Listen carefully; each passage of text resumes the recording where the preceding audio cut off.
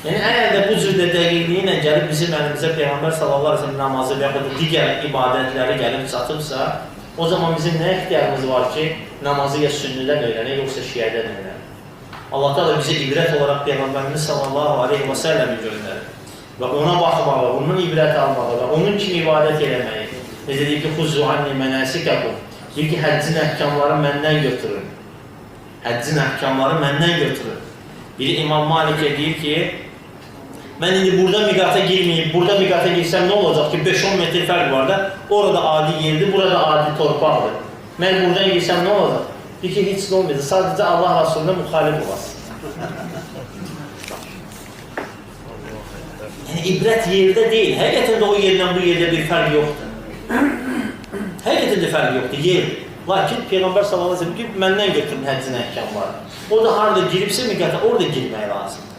Deyir ki, bir neçə metrdir də göyə nə olacaq ki, bir yox. O olacaq ki, Peyğəmbərə müxalif olasın, aleyhissalatü vesselam.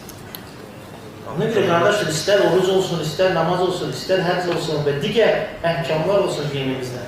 Baxmaq lazımdır, Peyğəmbər sallallahu aleyhi ve sellem necə edibsə, elə eləmək lazımdır.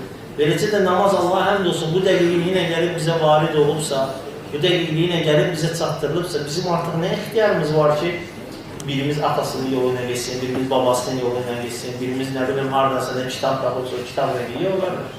Bax, Peyğəmbər sallallahu aleyhi ve sellem hədisi